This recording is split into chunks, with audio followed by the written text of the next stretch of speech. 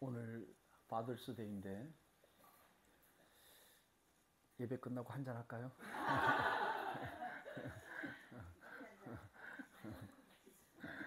오늘 한잔 하실래라는 제목으로 하나님의 말씀 나누겠습니다.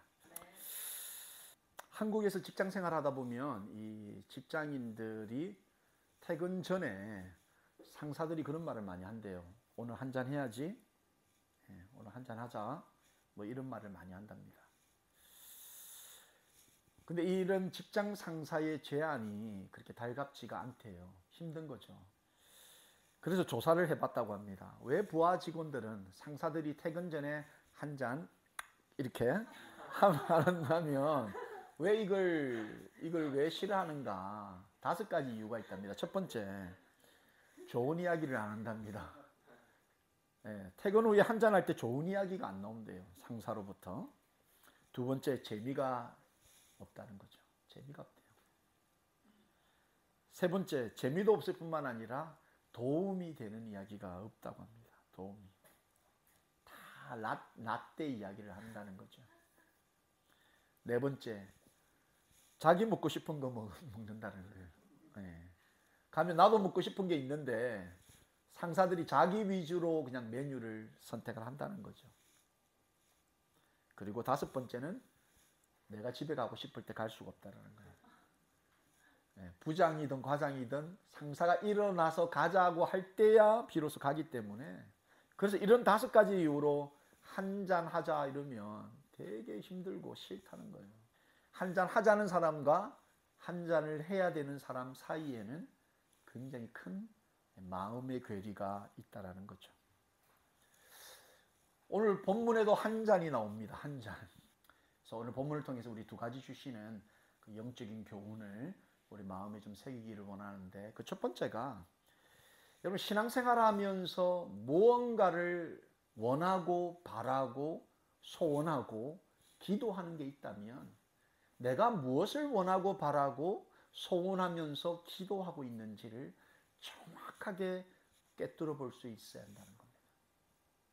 신앙생활 하면서 내가 뭘 원하는지, 내가 지금 무엇을 생각하고 무엇을 꿈꾸는지를 들여다보지 않으면 어느 순간인가 우리는 한참 잘못된 길에 서 있을 수 있다는 거예요. 이 예수님의 제자들이 예수님을 3년간 가장 가까운 거리에서 따라다니면서 그들 가운데 마음의 소원과 바라는 것이 있었습니다. 꿈꾸는 것이 있었어요. 그걸 적나라하게 오늘 본문 35절에서 표현해주고 있는데, 35절 우리 함께 읽습니다. 세베대의 아들 야고보와 요한이 주께 나와 여짜오되 선생님이여 무엇이든지 우리가 구하는 바를 우리에게 하여 주시기를 원하옵나이다. 본문 36절, 이르시되 너희에게 무엇을 하여 주기를 원하느냐. 예수님이 대답을 하신 거예요. 그래, 너가 원하는 것이 뭐냐, 내가 무엇을 해주면 좋겠느냐, 이렇게 물으신 거예요. 자, 그러자 이 제자들이 37절에 여짜오되 주의 영광 중에서 우리를 하나는 주의 우편에 하나는 좌편에 앉게 하여 주옵소서. 우리를 예수님 오른팔 왼팔 되게 해달라는 거예요. 오늘 식으로 말하면 외무부 장관, 내무부 장관, 그러니까 높은 자리에 앉게 해달라, 이렇게 말씀을 하신 거죠. 우리가 잘 아는 것처럼 이 질문이 있기 바로 직전에 예수님이 어떤 가르침을 주셨냐면, 예루살렘에 올라가기만 하면 이제 내가 사람들 손에 넘겨진다는 거예요. 이 사람 저 사람 넘겨지면서 이제 저들이 나를 죽이기 위해서 능욕하고 침뱉고 나의 뺨을 때리고 또 나를 채찍질하고 십자가에 매달 것이다. 이런 가르침을 3번째 주셨다는 거예요. 이 가르침을 받고서 바로 제자들이 예수님께 우리의 마음의 소원, 내가 바라는 것을 해주세요 라고 이야기를 던진 겁니다. 의의가 없는 거죠. 지금 죽으러 간다, 십자가에 매달려 간다, 능욕을 당하고 나는 죽을 것이다, 이 이야기를 하셨음에도 불구하고 제자들은 주의 오른팔 왼팔 되게 해달라 이렇게 말하는 거죠. 본문 38절을 보시면 예수께서 이르시되 너희는 너희가 구하는 것을 알지 못하는도다. 너가 지금 무엇을 원하고 무엇을 바라고 무엇을 지금 소원하면서 나에게 부탁하는지 너희 스스로도 알지 못한다. 이렇게 말씀하고 있는 거죠. 여러분, 우리가 충분히 이룰 수 있다는 겁니다. 충분히 그럴 수 있어요. 예수님과 함께 동고동락하면서 예수님과 함께 길을 걸어가면서도 우리는 예수님과 전혀 다른 생각, 다른 마음의 소원을 가지고 습관적으로 우리는 입을 열어 바라고 기도하고 소원을 아뢰는 경우들이 참 많다라는 겁니다. 예수님이 걸어가시는 그 동선을 따라가면서도 그 길이 어느 길로 가는지 어디로 향하고 있는지조차를 깨닫지 못하고 있었다는 거죠. 예수님의 육신적인 인생의 마지막 파이널 데스티네이션이었던 예루살렘, 그 예루살렘이 무엇을 의미하는지 그들은 전혀 알지 못했습니다. 그렇기 때문에 주의 영광 중에 주의 영광이라는 표현을 제자들이 사용합니다. 37절을 다시 한번 보면 여짜오되 주의 영광 중에서 우리를 하나는 주의 우편에 하나는 좌편에 앉게 하여 주옵소서.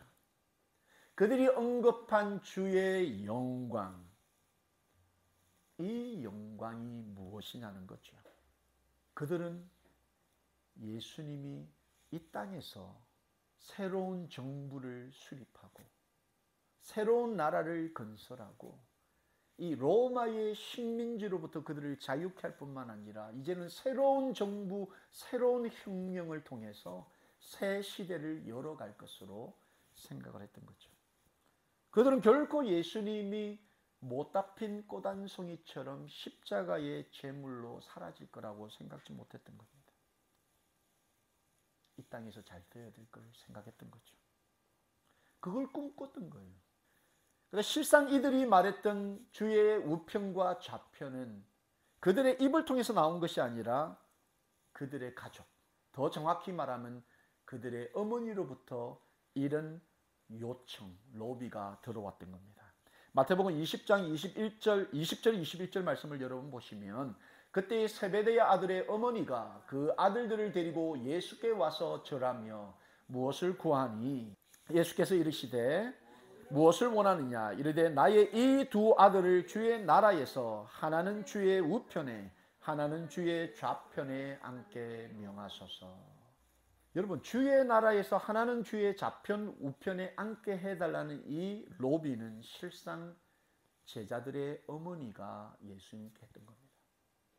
어머니가 아들들을 데리고 와서 예수님께 주의 나라에서 주의 영광이 이 땅에 이루어졌을 때 내 아들 예수님 오른편 왼편 아주 멋진 자리, 힘 있는 자리에 앉혀달라고 부탁을 했던 거죠. 그런데 왜 마가는 제자들이 요청한 것처럼 이야기를 했을까?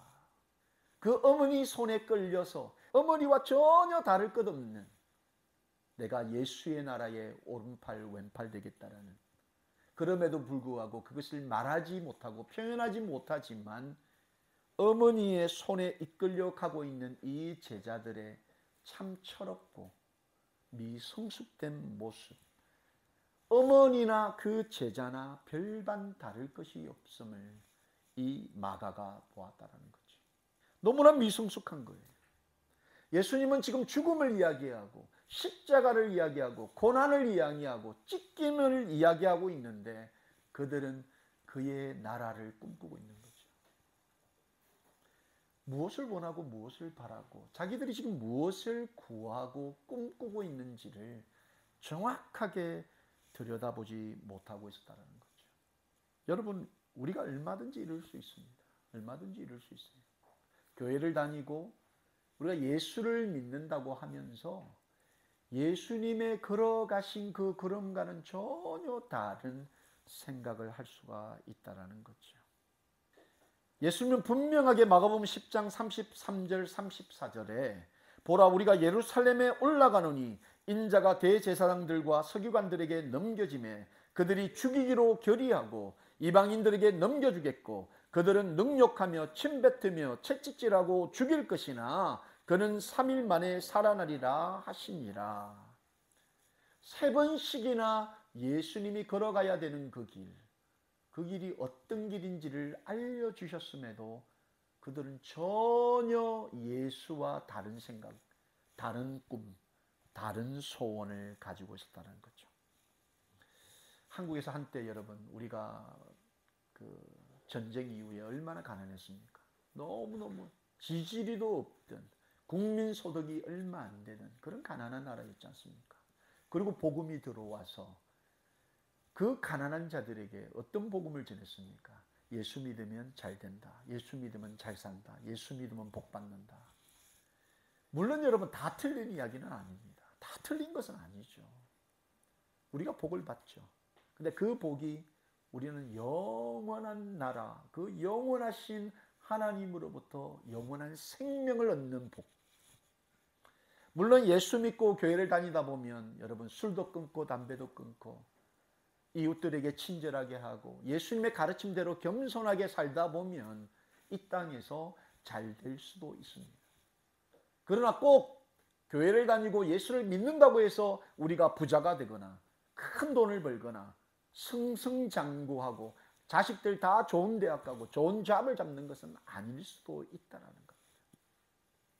한때 우리가 그걸 가르쳤다는 거예요. 이 땅에서 성공하고 이 땅에서 부자 되고 이 땅에서 잘 되는 것이야말로 하나님을 잘 믿는 것처럼 가르쳤던 때가 있다는 거죠. 그랬다면 예수님이 굳이 베들레헴 그 조그만 이름도 없는 그 조그만 타운에 오실 이유가 없죠. 왜 예수님은 종교주의자들, 바리새인들, 서기관들처럼 그 모든 것을 다 가진 사람들과 함께 동행하지 않았겠습니까? 왜 그는 홀로 쓸쓸히 십자가의 길, 그 골고다의 길을 걸어가셨겠습니까? 자기는 죽는다라는 이야기를 가르치고 가르쳤건만 그들은 영광 중에 오른편 왼편을 꿈꾸게 되었다는 거죠. 인간으로 당할 수 있는 여러분 가장 크고 심각한 형벌이 바로 십자가형이었습니다. 얼마나 어렵고 힘든 길인 줄 모른다는 거죠. 그 길을 이야기한 바로 직후에 그들은 예수님께 와서 주의 영광 중에 우리를 오른편 왼편 앉게 해달라. 엉뚱한 마음의 소원을 예수님께 말하고 있는 거죠. 여러분 우리의 기도의 제목을 한번 잘 살펴보십시오. 여러분 우리는 과연 무엇을 꿈꾸면서 무엇을 바라면서 우리는 무엇을 소원하며 기도하고 있습니까?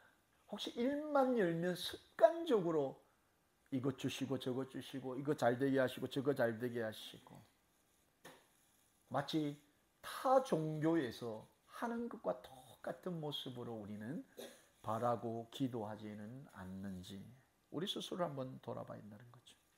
그래서 이 사도 바울이 기도하고 바라고 꿈꾸고 소원하는 그 모든 것을 담아서 기도할 때 아주 조심하라고 말씀하면서 에베소서 6장 18절 말씀을 여러분 보시면 모든 기도와 간구를 하긴 하되 항상 성령 안에서 기도하라는 거예요. 성령 안에서 기도하라는 겁니다. 내가 지금 성령 충만한지 안 한지 성령 안에서 기도하고 성령 안에서 기도하기 위해서는 어떻게 해야 되느냐? 바로 깨어서 구하기를 항상 힘쓰라는 겁니다. 여러분 우리의 영이 깨어있지 않으면 예수님의 가르침과 예수님의 뜻과는 전혀 다른 것을 기도하고 바라고 소원하며 꿈꿀 수 있다는 겁니다. 모든 기도와 간구를 여러분 하긴 하되 내가 지금 성령 안에서 성령의 주도하심과 성령의 통제를 아래에서 내가 바라고 기도하고 있는가? 우리 스스로를 돌아봐야 한다는 거죠. 여전히 이 땅에서 보암직하고 먹음직스러운 것을 바라보면서 예수님의 마음과는 전혀 무관한 그런 것을 꿈꾸며 기도하고 있지는 않습니까? 3년을 예수님을 따라다녔는데 여전히 상황 분별을 못하고 있는 그런 미성숙한 제자의 모습이 우리 가운데 있다면 신앙생활을 1년 하고 10년 하고 20년 하고 교회를 여전히 열심히 다닌다고 했지만 상황 분별이 안 되는 미성숙함이 우리 가운데 있다면 꾸짖지 아니하시는 그 주님께 여러분 기도하시기 바랍니다. 아버지, 내 마음의 소원을 내가 볼 수 있도록 도와주옵소서. 내 마음의 소원이 아버지의 소원, 그 아버지의 소원을 내 마음의 소원으로 품을 수 있도록 도와달라고 여러분 기도하십시오. 두 번째, 예수님께서는 오늘 이 본문을 통해서 그런 무리한 전혀 예수님의 생각과 뜻과는 무관한 것을 바라고 꿈꾸며 소원하는 그 제자들에게 너희들이 그 영광의 잔을 마시고 싶다면 고난의 잔도 함께 마실 수 있습니다. 여러분, 영광의 잔을 마시고 싶으십니까? 영광스러운 그 잔을 여러분 소유하시고 싶으십니까? 그렇다면 예수님이 당하신 그 고난의 잔, 그 치욕과 아픔과 상처의 잔도 함께 마실 수 있어야 한다는 거죠. 어처구니 없는 이 제자들, 욕심에 사리 분별을 못하고 있는 그 제자들에게 예수님이 본문 38절에 뭐라고 말씀하시냐면 예수께서 이르시되 너희는 너희가 구하는 것을 알지 못하는도다. 내가 마시는 잔을 너희가 마실 수 있으며 내가 받는 세례를 너희가 받을 수 있느냐. 내가 마시는 잔을 너희가 마실 수 있겠느냐, 이렇게 예수님이 물으신 거죠. 예수님이 말씀하시는 이게 내가 마시는 잔, 이 잔이 어떤 잔이냐면 고난의 잔이에요. 고난의 잔, 상처와 고통의 잔입니다. 이 상처와 고통, 고난의 잔이 얼마나 어렵고 힘든 잔인지 예수님이 마가복음 14장 36절에 이렇게 기도하시면서 하나님께 부탁하는데 이르시되 아빠 아버지여, 아버지께는 모든 것이 가능하오니 이 잔을 내게서 옮기시옵소서. 그러나 나의 원대로 마옵시고 아버지의 원대로 하옵소서. 여러분, 이 잔이 얼마나 힘든 잔인지 신성과 인성을 가지신 이 예수님도 이 잔을 좀 옮겨주십시오. 이 잔을 좀 피하고 싶습니다, 아버지. 이렇게 기도하는 거예요. 근데 그가 했던 그 마음의 소원은 나의 소원대로 하지 마시고 하나님 아버지의 소원대로 해달라고 기도를 마치는 거죠. 이게 바로 예수님의 마음의 소원이었다라는 겁니다. 내 소원대로 되는 것이 아니고 하나님 아버지의 소원대로 되는 것. 그럼에도 불구하고 할 수만 있다면 피하고 싶었던 잔이 바로 이 고난의 잔이라는 거죠.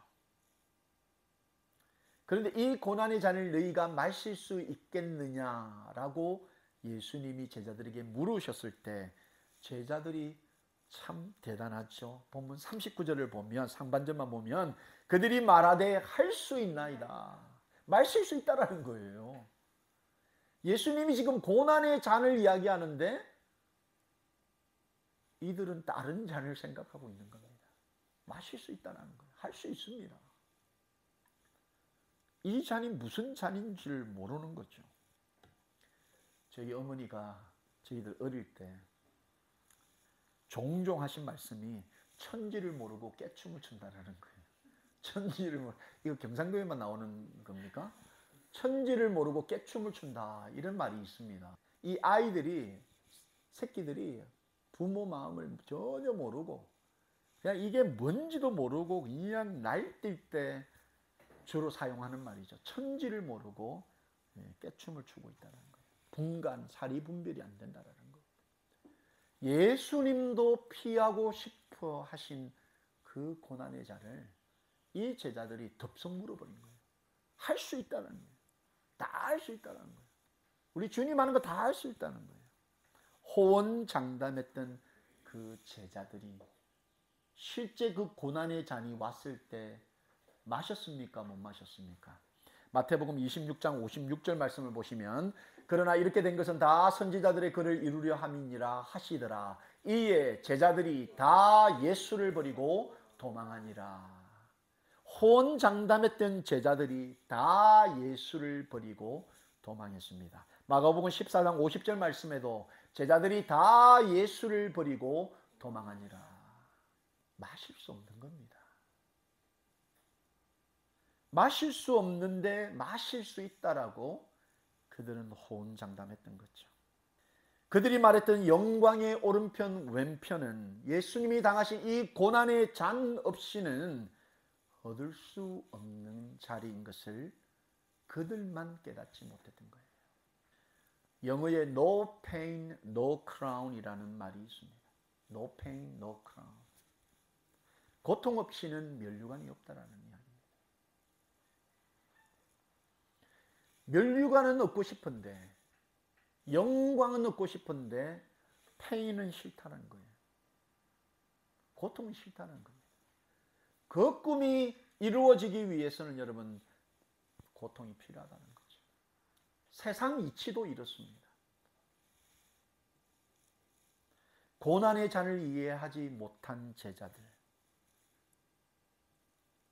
그들에게 예수님이 의미심장한 말씀을 던지시는데 본문 40절 말씀을 보면 내 좌우편에 앉는 것은 내가 줄 것이 아니라 누구를 위하여 준비되었든지 그들이 얻을 것이니라. 영광의 자리는 얻을 만한 사람이 얻게 될 거라는 거예요. 그렇다면 여러분, 영광의 자리를 얻을 만한 사람이 누구겠느냐는 거죠. 누가 영광의 자리를 얻을 만한 사람입니까? 바로 그 사람은 고난의 잔도 마실 수 있는 사람이라는 거죠. 고난의 잔도 마실 수 있는 사람. 예수님과 함께 고난과 고통의 잔을 이 땅에서 마실 수 있는 그 사람이 바로 예수님의 영광의 자리에 앉을 사람이라는 겁니다. 여러분은 이 땅을 살면서 무엇이 담긴 잔을 마시고 싶으십니까? 무엇이 담긴 잔을 여러분 마실 수 있으시겠습니까? 세상에 많은 사람들은 여러분 하룻밤 기분 좋게 해주고 그냥 내성적인 사람도 그 한 잔으로 외향적으로 바뀌고 속에 있었던 이야기를 다 털어놓을 수 있고 그 한 잔으로 자신감도 붙고 그 한 잔으로 기분 좋아지고 그 한 잔으로 춤도 출 수 있고 그 한 잔으로 큰 소리도 지를 수 있는 그 한 잔을 늘 좋아하며 마시기를 원하는 그런 사람들이 참 많이 있습니다. 이 시대가 여러분 달면 삼키고 쓰면 뱉어버리는 그런 미성숙한 세대가 아닙니까? 비단 우리가 예수를 믿고 예수님의 성도요, 예수님의 제자로 신앙생활, 믿음생활을 우리가 해나가면서 우리는 과연 고난의 잔과 영광의 잔이 있다는 것을 알고는 있나요?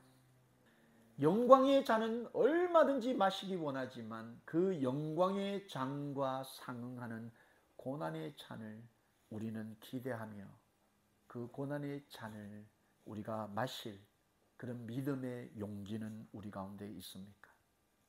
로마서 8장 16절 17절 말씀을 여러분 보시면 성령이 친히 우리의 영과 더불어 우리가 하나님의 자녀인 것을 증언하시나니 자녀이면 또한 상속자 곧 하나님의 상속자요 그리스도와 함께한 상속자니 우리가 그와 함께 영광을 받기 위하여 고난도 함께 받아야 할 것이니라.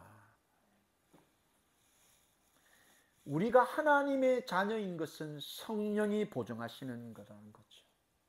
성령이 보증하시는 하나님의 자녀들은 하나님의 상속자인데 이 하나님의 상속자들은 하나님께로부터 오는 영광만 상속받는 것이 아니라 예수 그리스도가 이 땅에서 피 흘리시고 당하신 그 고난의 잔도 함께 상속받을 수 있는 자들을 의미한다는 겁니다. 예수님의 이 고난의 잔의 결정적인 이유와 목적은 사람의 구원에 있다라는 거예요. 우리가 예수가 받으신 그 고난의 잔을 함께 받는다라는 것은 사람을 살리고 영혼을 구원하기 위해 당하는 고난의 잔도 함께 받는다라는 겁니다.